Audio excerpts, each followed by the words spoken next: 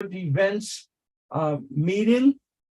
And if you were at the last one, you know that for some weird reason, that group is growing. And you know, keep it growing. Invite friends, neighbors. It's fun to watch it grow. July 26th is the next current events, and July 26th in the evening is Erev Tisha B'Av. Okay, now, first of all, I want to express prayers and best wishes. Did I say hello to Sukasa? I think I did. Yeah, okay. That, let's see where I can. Oh, Cindy, I heard you had a pinched nerve, and I'm sorry about that. Do you need any treatment, or you're just taking painkillers, or what are you doing? Yeah, I'm going for physical therapy. I went for a Chinese massage, and I guess he did it a little too hard, but yeah, I'm going to physical therapy Monday. So you think the Chinese massage gave you the pinched nerve? Yeah, I was fine before I went. Where did you go, Cindy? Where did you get the massage? Cha Spa on Montana. Oh. Okay, I'm just going to suggest that this could be part of the Chinese takeover of the world. He's starting with Cindy. Right. He's starting with Cindy. One neck at a time. But may I at least wish you a speedy recovery? Thank you. Okay. Okay, and Jeff Malvoin is on. Saw Jeff last night. I really have no reason to do that. A little bird told me that Jeff Malvoin's son is in an election competition stuff, but I'm not gonna mention my support, because that would be totally inappropriate, and I am nothing if not appropriate. Okay, good. Okay, just pointing that out. Okay. Jeff is also handling the strike in Hollywood, and from what I understand, they're going to pave Hollywood over and maybe make it into a parking lot or something. Oh, really? No. No. But it's nothing to laugh at. It is not that. Okay. Let's do a little bit of check-in. We're growing here too. I don't know, did the temple take on extra members or what's going on? I'm not sure. Okay. No, Yeah. Word of mouth. We all brag about you. Let's, next I'm going to have to start catering, and I don't want to do that. Okay. Jonathan Weisberg, hi, welcome. Checking in, besides Cindy's pinched nerve, is there anything else going on in your lives that you would like to share with us for a moment before It just said Netanyahu's in the hospital. Do you know anything about that? No, what happened? Trying to tell you, he went into the sea when he was told not to because of the heat, and he got heat. What do you call it? Heat stroke. Stroke. Heat stroke. Stroke. So he's getting checked out.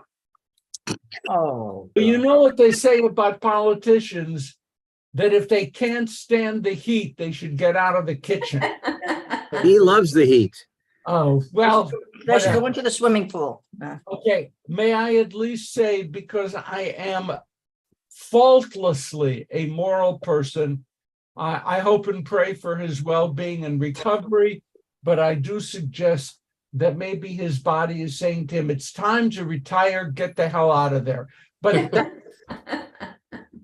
that's just me. Anyone else have anything they would like to share before we move forward? I'm sorry, Jim and Cindy, of course. Jim, please. There will be a film discussion Thursday night. The movie will be announced by email. So if you put your email in the chat, I'll make sure you get an announcement. It'll be something good, I promise. There's just too much good stuff out there, like 7-Eleven. So was it, Jim, is it next Thursday we're going to have the discussion? Is that what you're Yes, saying? Thursday, 7:30, and you can log on at the temple website, and my announcement will have all that information for you. Super. I have to tell you, Jim, you're really interfering with my life. I've watched some really interesting films the last few weeks, and that's not the way I usually spend my time. But so thank you for disrupting everything. Well, as long as the medicine goes down, Stan, I don't care how you take it. Oh, thank you. Your concern is duly noted. Cindy, Susie, anything coming up with sisterhood? Nothing this week. That's it? Well, we'll have a Shabbat dinner the last Friday night of the month. Which is next week. Yeah. Okay. The 28th. But nobody wants to miss the services next week. That's the big, Yeah, we'll have to talk about that because that's Hannah's first that's service. right. that's the won't be- Broadway Shabbat, you know, that's. No, Broadway is this week. Hannah's doing it when we have our Fromans. So we'll see. That's what we I'm wanna saying. do. No one's going to want to miss that. Yeah, maybe you'd think about possibly. We'll cancel it. Yeah. Okay. No. We are moving forward because it is a busy morning. Maya, when are you going to Rwanda? Pardon? When is Maya going to Rwanda? Maya, when are you going to Rwanda? I don't even know. Sometime. Friday. Friday? Like Friday? Yeah, Like Rwanda? I know. Africa? You're going to Africa? again. Whoa, you're very calm about it. Maya, if you can do this in 1 minute, I've got to teach today. Hello. I don't know what I'm supposed to say. Say, what are you going to be doing in Rwanda? Dating an elephant. What? There's a group of doctors from a variety of hospitals that go out and bring new technologies and perform surgeries around West Africa. And I get to go on Rwanda, which is in East Africa. So that doesn't make any sense. And I'm going to be photo documenting the surgeries. Wow. Okay. And by the way, your mother will be there too, but let's not mention that. No, let's Okay. absolutely mention it. My mother will be performing spiritual care for all the patients that are receiving surgeries. Oh, wow. my goodness. Mazel tov, that's wonderful. Yeah. Luck. And lest you fail to point this out, doesn't this reflect well on her grandparents? Absolutely. Someone failed to mention that. I thought I'd mention it and okay. Today we have a siyum. We finish the book of Numbers, and if you can possibly believe, we are finishing the book of Numbers. Next week we start Deuteronomy, and we're on our way to Simchat Torah. It's just like it's very hard to believe. Okay. Let's turn to Numbers 36, 5 to 13. In the 36. cloud, What in the page? cloud, What it's page? 11:27. 36, 11:27. 36, 5. Numbers 36, verse 5.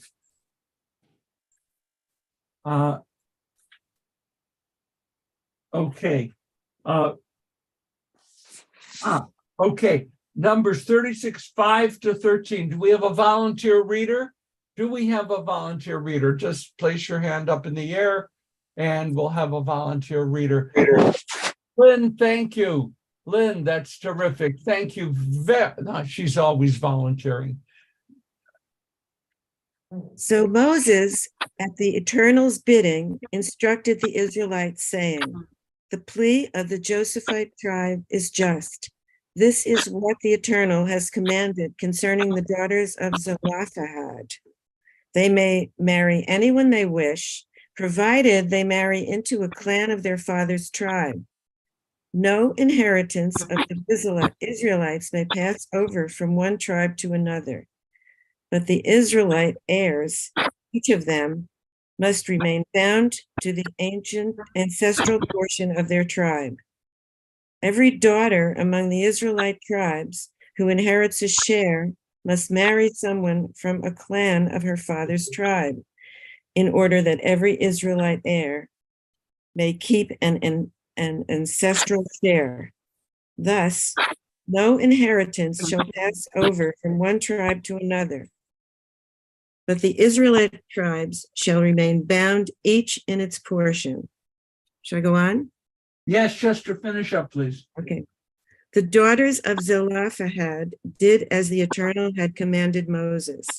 Mahlah, Tirzah, Haglah, Milcah, and Noah, Zelophehad's daughters, were married to sons of their uncles, marrying into clans of descendants of Manasseh, son of Joseph. And so their share remained in the tribe of their father's clan. These are the commandments and regulations that the Eternal enjoined upon the Israelites through Moses on the steppes of Moab at the Jordan near Jericho. Thank you very much. And we say together, Chazak, Chazak, V'nit Chazek. Let us be strong. Let us be Let us strong. be strong. Let Let us us pray for one another. I do want to point out in this text, before we nibble, that there is a social justice aspect to this. There are a variety of laws within the Torah. There are a variety of laws in the Torah that seek to maintain economic balance, that no one group, no one person would emerge controlling economically the community. This is one of those things, that each tribe was assigned an element of property, and that element of property has to stay within the tribe. No conglomerate can buy up Manasseh and own the Manasseh property. That belongs to the descendants of Manasseh. And obviously, with the daughters of Zelophehad, we're talking major concern for the inheritance rights of women. So they are considered to be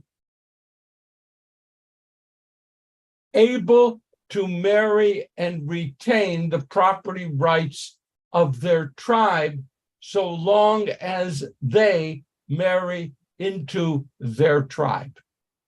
And that's kind of a standard thing. It is, there were a number of books written 30, 40 years ago which spoke about the normative socialism of the biblical economic picture.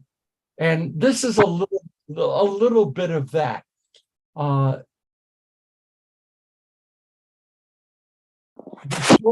The Torah is wary of accumulation of wealth and tries to maintain certain parameters to bind things together. Herman, we're going to go quickly. What is your question, Herman?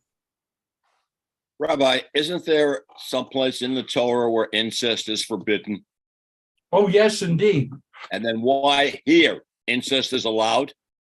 No, but Herman, you jump to a definition of incest as if, it's a universal description. It's not. In the Torah, marrying a first cousin is permitted. That's not incest. Incest is culturally defined. And in the Torah, first cousins are permitted for marriage. It's a funny thing. And we say the word incest, we assume that everyone understands. Oh, we know what incest is. Well, every people group has its own definition of incest. Sukasa? Do the Orthodox, because it's in the Torah, do they still allow marriage to first cousins? Yes. Doesn't it depend on whether they live in a state where that's legal? I'm sorry. Oh, that's a separate question. The Torah doesn't mandate you to break state law. If state law says first cousins may not marry, then first cousins may not marry in that state. Yes, yes. I've been waiting for this. My Slivovitz is here. Moss plum brandy, strictly kosher, with a guy with a very heavy beard and fur hat. Mickey Schiller. Bottled in Buellton, California. The alcohol level is 40.95%, which means it's a mild Slivovitz. And we say Borei Pri Ha'etz because Slivovitz is plum brandy. Baruch atah Adonai. Borei Pri Ha'etz.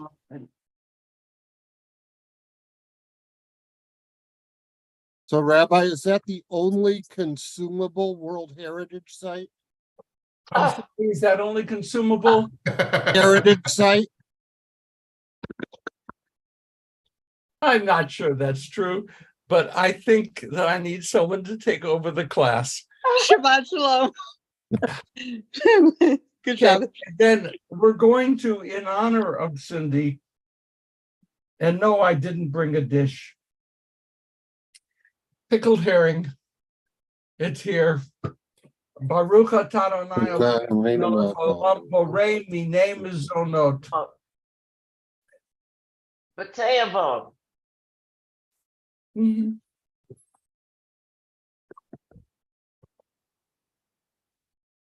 If anyone repeats the Yiddish phrase, schwer zu sein a Yid, it's hard to be Jewish. May I just tell you that I've had a very intense drink and some wonderful pickled herring, all because I'm Jewish. So, okay, and we're going to go ahead now.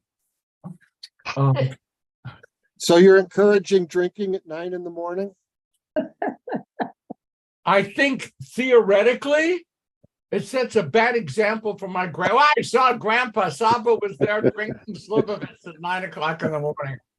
So how good of a model am I? Okay. That really hit. Why don't you folks go ahead and I'll join you later. No. Rabbi, can I just say good Shabbat? I have to go. I'm going to be singing in Santa Monica this morning on a pier for money. I got a permit. I want your prayers. I got to go because I'm going to be late in Santa Monica. Have fun. Is that 3rd Street?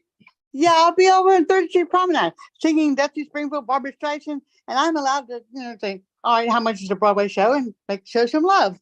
Okay, the best news about the 3rd Street Promenade is that Barnes and Noble is coming back. Yeah, I love you. I am very happy about that, even though they said, well, it's going to be a smaller store. We used to walk up all 3 levels, and I used to sit there and read books to my grandchildren, and and then they killed it. But now they're coming back. I'd like to turn now, if I can focus, Numbers 30, verse 2. In the Plout, 1100. 991 in WRJ. Okay. I need a little bit of help here. Would someone be willing to read verses 2 through 6? 2 through 6. Okay. Yes, indeed. Natalie, please. Thank you. Moses spoke to the heads of the Israelite tribes, saying, "This is what the Lord has commanded. If a man makes a vow to the Lord or takes an oath of imposing an obligation on himself, he shall not break his pledge. He must carry out all that has crossed his lips. If a woman makes a vow to the Lord or assumes an obligation while still in her father's household by reason of her youth, and her father learns of her vow or her imposed obligation and offers no objection, all her vow shall stand, and every self-imposed obligation shall stand. But If her father restrains her on the day he finds out, none of her vows or self-imposed obligations shall stand, and the Lord will forgive her since her father restrained her. Okay, If she, no more? Okay. I think that's it, right? End of 6. Yes. Okay. What's the Hebrew word for vow? What's the Hebrew word for vow? It's talking about if a man makes a vow. What's the word? Neder. Neder. Does that sound familiar? Kol nidre. Kol nidre. Perfect. Okay. Kol nidre. This is where this really becomes a major word. Kol nidre, the words Erev Yom Kippur, all of the vows, Kol nidre, and then it goes on in magnificent music. Kol nidre also has a fabulous history. Reform movement cut Kol nidre out of its prayer book, out of the High Holiday prayer book, removed it totally. And the greatest pressure to have it put back in the prayer book. In the next prayer book, it reappeared, came from whom? Stanley Davids. This is so far from being accurate. The cantors. Seriously, the cantors were furious that Kol Nidre was out of the prayer book, out of the Machzor, the High Holiday prayer book, because it is one of the great set pieces of the whole High Holiday experience. And the cantors were livid that the thing was out. So we had to negotiate, and we ended up putting cantors on the liturgy committee, and it created a revolution. And Kol Nidre is back in, not because people are comfortable with what the words say, but because people are comfortable with the sound and the music. And I have no problem with that. I don't really care that it's talking about annulling vows that were made and this and that. What I care about is that when I sit in the synagogue on Erev Yom Kippur and the cantor is singing Kol Nidre, I am in Yom Kippur. The sound of music. It's the sound of music. It is that. Risa? However, what happens in India? What happened to your music in India? You tell me. The first time we did services in Mumbai, we learned that they don't use that tune, and Stanley was very disappointed. Right there. So the next year he brought a tape of the music to play for them so they could hear it, and they could have cared less. Those Oh my poor gosh. converted Jews in Mumbai actually believe there is another tune to Kol Nidre. And I never felt sorry for them except for that. And literally the next year I brought this tape of a magnificent Chazanasha Kol Nidre.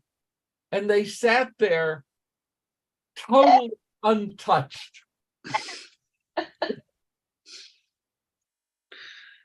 It made me worry for the future of the Jewish people. Okay. The worst thing I could have done, Risa didn't say,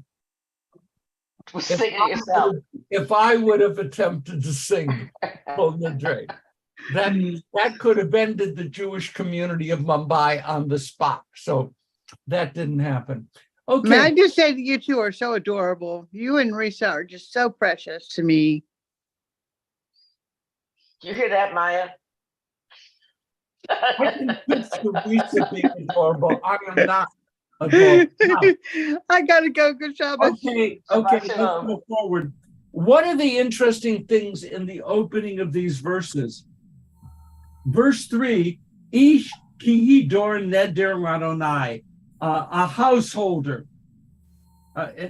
That's a strange translation. The word ish means a man, a person.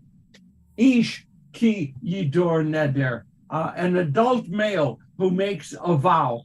But it uses the word ish. And then in verse 4, the isha tidor neder. So they juxtapose the translation ish as householder and isha as a woman. They're just one of the anomalies. I'm not quite able to handle this. But what's interesting is that most often when the Torah legislation uses the word ish, it's normally translated a person, because for better and for worse, ish is used as a collective to refer to everyone. Ish, if anyone does this. But here, there is very specifically a difference between what a man does and what a woman does. And so the translation is, in verse 3, a man who vows to God and puts an obligation shall not break his pledge. He has to do whatever he says.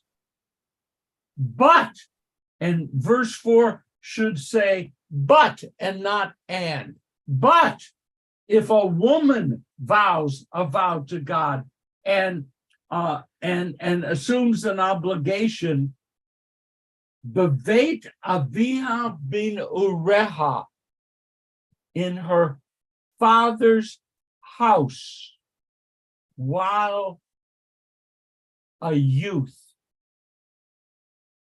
I went into Rashi and the other commentators to find out what they mean by that. In her father's house means in her father's control. If a woman makes a vow while living in her father's house, which means not that she's an older person who has returned to her father's house. In her father's house means she is in the first state of womanhood. The Rashi and others make differences. If you are up to age 10, living at home under your father's roof, the way this would be understood, any vow you make has no standing whatsoever. Up to age 10, you make a vow. It's very nice, but it's null and void ab initio from the beginning. Okay? That's a relief. I'm sorry? That's a relief. Yeah, okay. Now, a minor is age 11 and beyond. Okay? Then you have the bogeret, which really means an adult woman. A woman of 11 years and 1 day must have her vows investigated until she reaches the age of 12 years.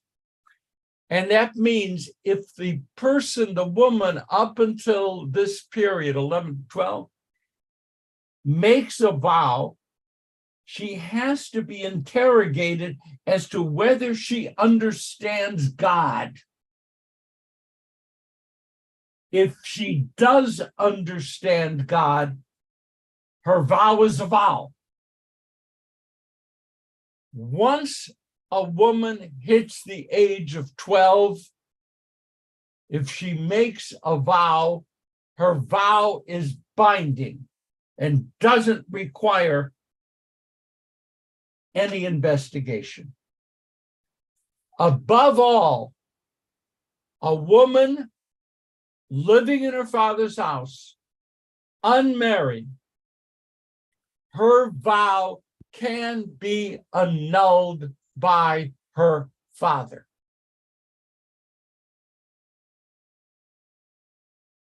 That's a pretty significant thing. The vow can be annulled by her father. There is a question about vows. You can make a vow that I will not do a permitted thing. I know this is technical. You can make a vow that I will take upon myself as an obligation something that I could do and that I will not do. So I take upon myself a vow that I will not eat matzo ball soup, which is a stupid vow. But let's just say you make the vow. I am entitled, an adult male is entitled, a woman may make a vow to forbid a permitted thing. The rabbis ask if an adult can make a vow to abstain or to participate in something which is forbidden. What's the standing of a vow if Risa vows to eat shrimp? I'm not pointing you out in particular, Risa. Right. You have this problem and I respect it. The vow is not binding. You can't bind someone to a vow to do something which is forbidden. Okay? I mean, you may do it, but you don't have, I vow that I will eat pork sausage every breakfast. That's not a vow, okay? It doesn't need to be annulled. It has no standing. If I vow that I will eat the flesh of an animal that has not been kosher slaughtered, no. It's not possible to make a vow to do something which is forbidden. Did that become clear? Okay? And the father has a right to annul the vow. May I ask you, who cares? I mean, like, what's the deal here? What's the deal? Why is it such a big deal? Because of marriage, a young girl might fall in love with someone that the father doesn't approve of at 13. Okay, let's keep raising hands. Okay. What's the big deal? And it is a big deal about a woman making a vow that can be annulled or cannot be annulled. Okay, I see. Arthur is good. I'm glad that you're here. Two people have raised their hands, and on my screen, there's so many of us today. Let me see what I can pick up. Do anyone see yellow hands? Yes, Steve and Howard. I see Howard, and I see Steve. Okay, Howard, please. I think the scripture was written within a framework of a patriarchal world in which women have fewer rights than men. Absolutely. And that this language reflects it, and that the reform movement in its wisdom is trying to change that by changing the translation. Yes, thank you, Steve. Before we get to that, I have a question, and that is, why are there all of these? You start out with rules for men, then all kinds of rules for various ages of women. There's nothing about young boys in here and what their vows or when they have to keep their vows. Okay. And and just to answer this question, I would say ultimately the property all belongs to the male head of the house, and any vow made by anyone that could implicate that ought to need the permission of the property owner. Let me just point out, and that's a fine question. Let me just point out there's a section of the Talmud known as Nidarim. Neder, you get it? Nidarim. There's a whole tractate in the Talmud that deals, Steve, with the questions you raise. Who may be bound, who may not be bound. The Torah is making explicit exemptions for the rights of, or limitations on the rights of women. But the other kinds of questions, in the same kind of a way, a minor boy below the age of 10 is not going to be able to bind himself as an adult may. And so these things are really dealt with. Torah doesn't give all the exceptions, okay? It gives the framework, and the rabbis will evolve from that. Is that a partial answer to your question? Yeah, that answers my question quite well. Oh, really? I'm going to have some more Slivovitz. Okay, Mara, Harv, whoever. Okay, Mara. So I know we're all sensitive to prejudices of all kinds, and certainly this verse speaks to our sensitivity for misogyny. Yes. But I think we need to look at this verse in terms of the kinds of protections that the verse is speaking to, that it's our responsibility in our society to protect those that may not have the ability to understand what they are getting into, what they are doing. And that brings me back to to verse 2, which says, "This is the thing which the Lord hath commanded." And I was reading an interesting commentary this morning that says that the fact that the verse uses davar, speaks to this is the thing at this particular point in time, and that things change, and that vows we make now are maybe appropriate to now, but they may not be appropriate to tomorrow or next year because we learn things. You know, Mara, I from a religious perspective, I agree with everything you said. That is to say, I certainly agree that evolution, development, change, disruption. Oh, disruption. My book comes out August 11th. It is coming out. The book, I didn't mean to mention that, but there it is. I'm so excited. I'm really happy. Okay. I agree with you, but an Orthodox interpreter would not agree with what you said.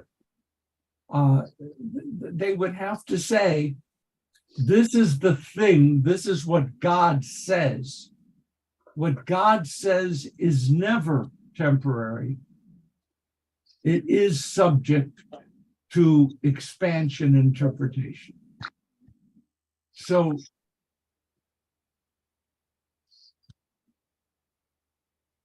I am perfectly comfortable saying there is much in the Torah which is time bound to a generation, to an age, to a period, and appropriate there.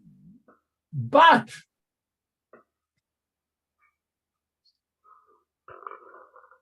the rabbis would go far deeper than I would be willing to go to make that item in some way still relevant to a contemporary age. They wouldn't go as far as you went.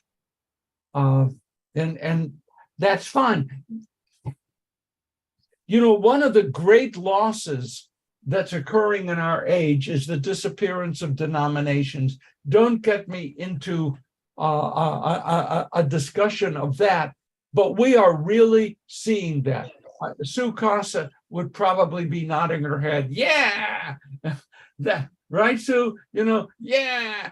Denominations are losing their grip on people, and trans-denominational understandings of Judaism, such as the Academy, have a different, maybe the future place within the Jewish community.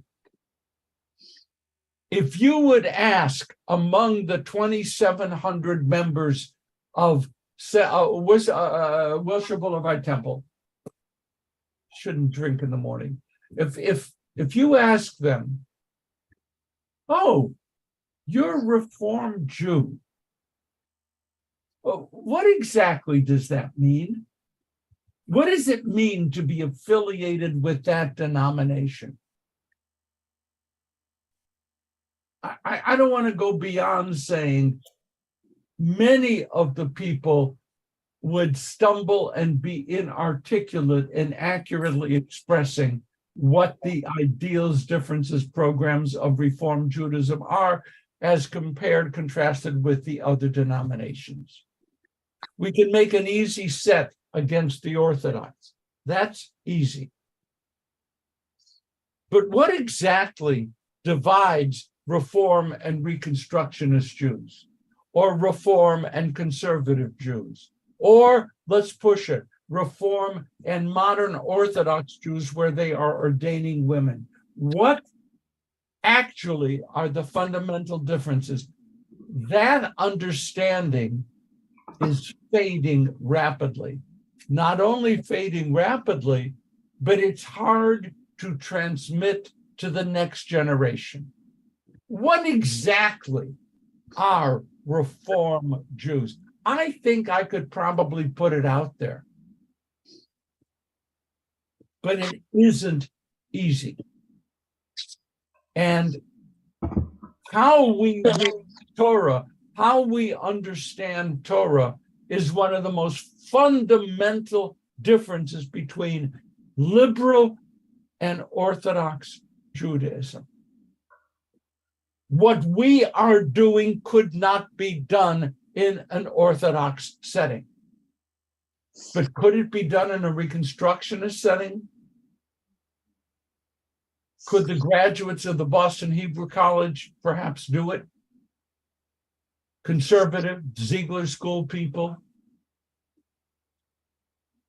In many ways, yes. Not 100%.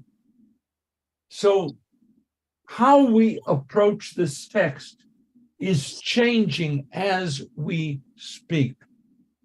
And all I can hope for is that incredibly wonderful people such as you continue probing the text and looking for a future understanding of Judaism. Okay, I'm going to stop with there. Is there a comment? If not, I'm going to go on. By the way, again, 10-year-old boys are not able to obligate themselves. If you read the tractate Nedarim and read what the Talmud has to say, they're not going to allow children, however defined, to take religious obligations like that. Okay, I'm going on. Okay, I'm going on. Okay, fine. I'm going because I'm going on to sing. Bye-bye. Oh, okay. All right, good. Okay. Let's see. Jumped around a little bit. The woman. Okay. Again, you get to the age when the Torah, the rabbis view a woman as an adult at age what? 12. 12. So in traditional circles, when they have something resembling a bat mitzvah, it'll be 12 years old. Okay? 12 years old. And the bar mitzvah, 13 years old. And the rabbis will say, well, girls, women mature more rapidly. I'm going to read something from Rashi. If a woman vowed that she would become a Nazirite, remember the Nazirite? No drinking wine, don't cut the hair, kind of like becoming a Samson for a temporary period of time. If a woman vows, and she's allowed to, that she's going to become a Nazirite, and daddy hears it, she's living in his house, she is not yet considered an adult, and daddy hears that she's taken this vow upon herself. I am not making reference to Donald Trump here. But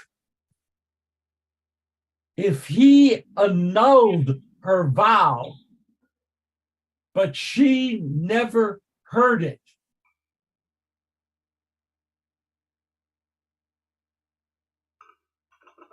taking documents and reducing their security clearance.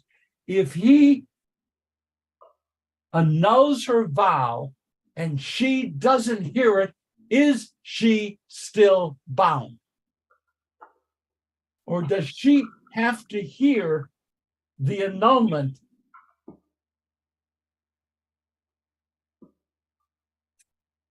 And the answer is she still has to go to a judge and get her vow annulled.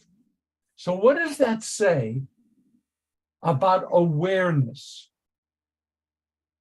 Awareness. Nothing works if you're not aware of the obligation. Okay? If you're not aware, it doesn't cut. If you're not aware, the woman has to go or can go get what the Torah call, or the rabbis call, forgiveness.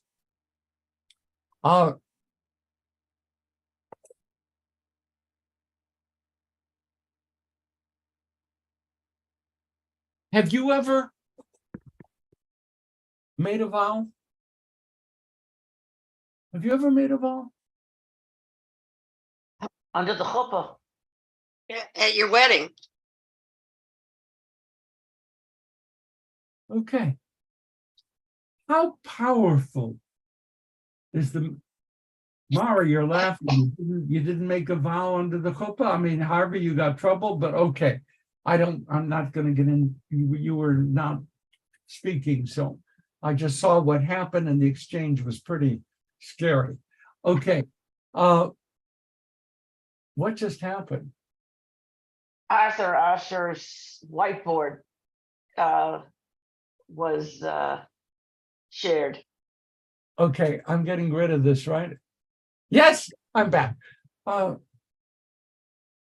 What if, are those vows binding? What does it mean, binding? What does it mean to you? For half the people, it's not binding because they get divorced. But if you get divorced, you have to go to court. It's a legally binding document. And it has to be reversed through the court system. The Beit Din that handles a divorce annuls the vows, but it can only be done through a court. Sukasa. Is part of making a vow that it's done in front of other people, that it's not just the two people? Is that necessary or not? A vow can be made in the heart. A vow can be made confidentially, if you will. Okay? I make a vow. I make a vow that from now on, I will attempt once a week to be nice to people. You should only make vows you can keep. But you just said that if you make a vow, you have to go to the Beit Din. If I make a vow and want it out, if I want to get out of your it, vow. So you're saying, if you say, or if how about the Yeah, if I'm a minor or mentally disabled. I'm closer at both ends to that. Then the court may free me, even though it is not my expressed wish. Like the father can annul, a court can annul, even if it is not, in other words, I didn't go to the court, hey, I'm tired of being nice to people once a week, I don't want to do it anymore. That, whether I make that request or not, the court can annul. Okay, I see Kevin.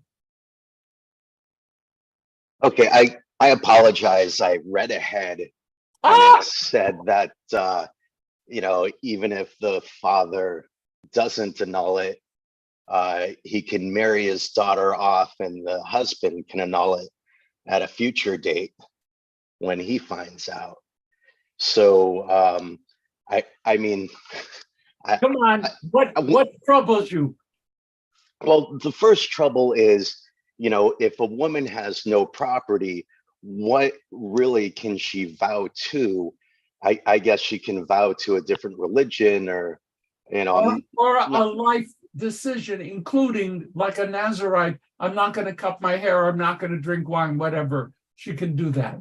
Okay. And then if a woman stays at home for, until she's 40 and then gets married, the new husband can annul whatever she vowed to, like later on, not when she's 12 or 13. But yeah, that's about it. Sorry, I read ahead. No, you can't, because what you're doing beautifully, Kevin, is saying, look, we can find, this is the very same chapter that talks about, or Sedra that talks about the daughters of Tzalafchad. And we say, wow, that's a good thing, where Moses made it so that the women can inherit something like that. It's patchwork repair of an attitude in Torah which does not grant women full autonomy. There's no way around that. There's no way around that. Okay, I see Rebecca. It's so confusing. So if the woman is a Nazarite and takes a vow to not cut her hair, but then marries a man who is not a Nazarite who wants her to cut the hair, then he annuls the vow that she's taken to not cut her hair, and she has to cut her hair because the husband annuls it. What's your problem? I think that's pretty reasonable. If she wanted to do something, and it's the way I live in my marriage. I mean, Risa can do whatever she wants, but if I make a decision, actually in our marriage, whatever I say doesn't count. But yeah, Rebecca, you're right that no matter how we parse it, women's rights in Torah are more advanced than the rights of women in other communities, states, nations, religions in the ancient Middle East. That is clear. There is an enlightened attitude toward women in Torah. But do not attempt to compare that attitude with where we are today, right? Because that kind of halfway compromise, you go back to, African Americans are what, 3/5 citizens? Women are 3/5 autonomous, which is better than not.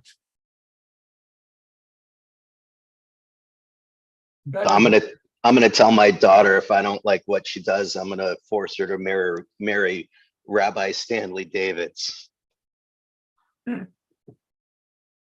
It's a joke. Sorry. Yeah, it's a joke. There could be hundreds of people listening to this, and being married into your family would be a real pleasure. You've got a gorgeous family.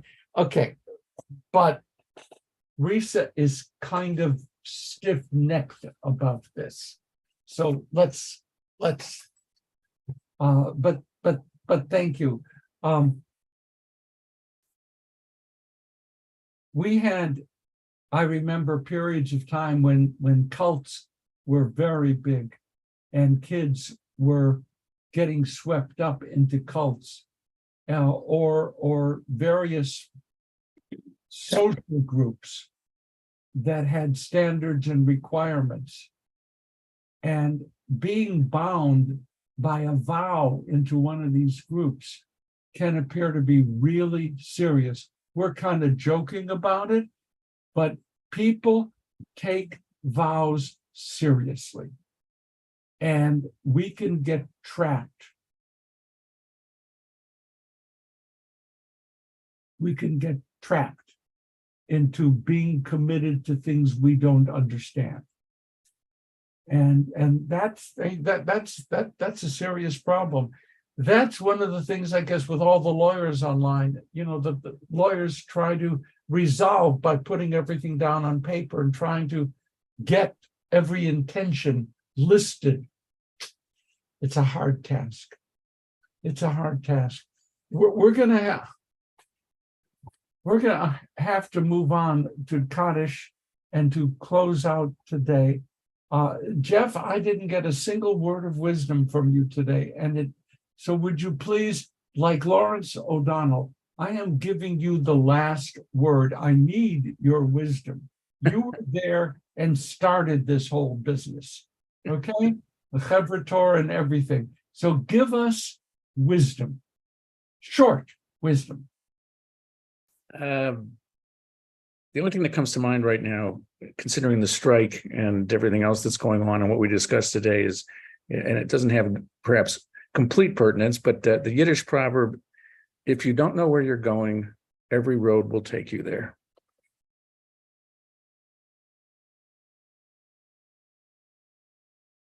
Can I ask you to go one step deeper?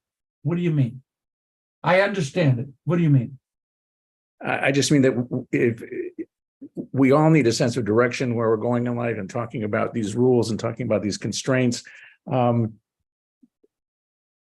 they prepare us for when life throws things at us, and we might not be otherwise in a posture to deal with it. But discussions like this at least prepare the ground so that you have a sense to where to go when these things occur.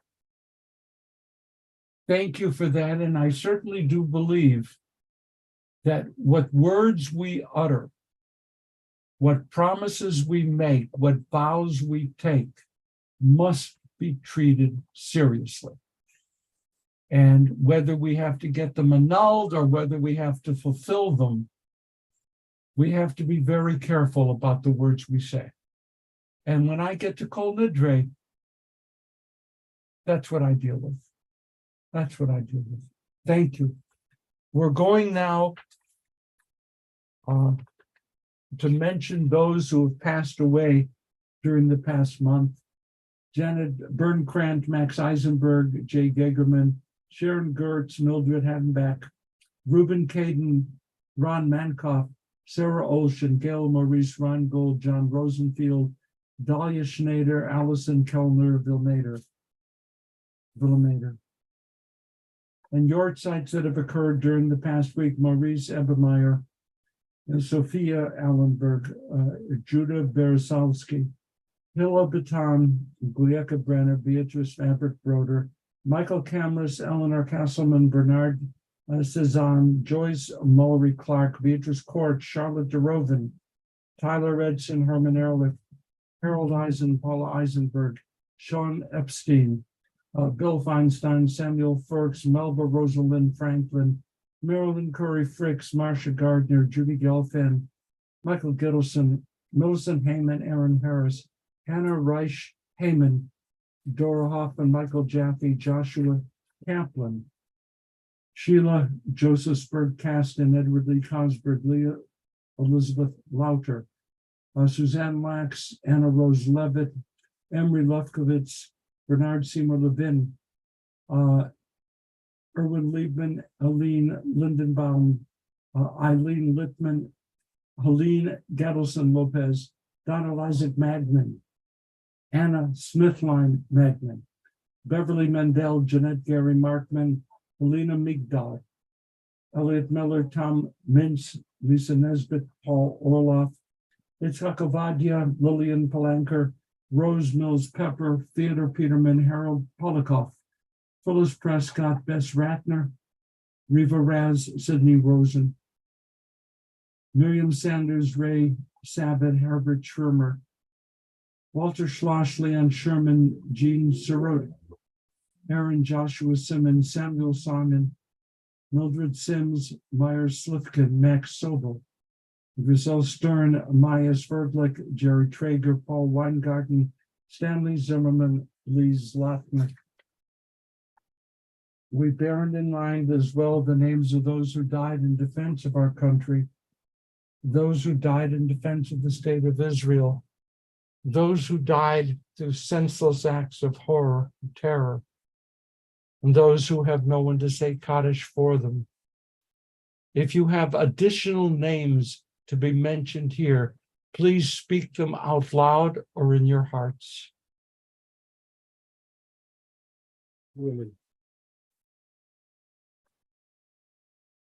Yitgadal, V'yitkadash, Shemei Rabbo, Yalma, Brachirute, V'yamlich Malchut, V'chaye Chon of Yom, V'chaye Dechol Beit Yisrael, V'agala B'Zmi, V'imru Amen. Yehei Shmei Rabba Mavora, Le'olam Le'omei Almaya, Yitbarach, Yishtabach, Yitba'al, V'yitramam V'yitzaveh, V'yitadar V'yitaleh V'yitalal, V'mei Dekudishah, V'yichu, La'ela, being called Birchata V'shirata, Tushbachata V'nechim, Damiran V'alma, V'imru Amen. Yehi Shlama Rabba Min Shemaya, V'chayim Aleinu V'al Kol Yisrael V'imru Amen. Oseh Shalom V'imru Ya'aseh Shalom Aleinu V'al Kol Yisrael V'imru Amen.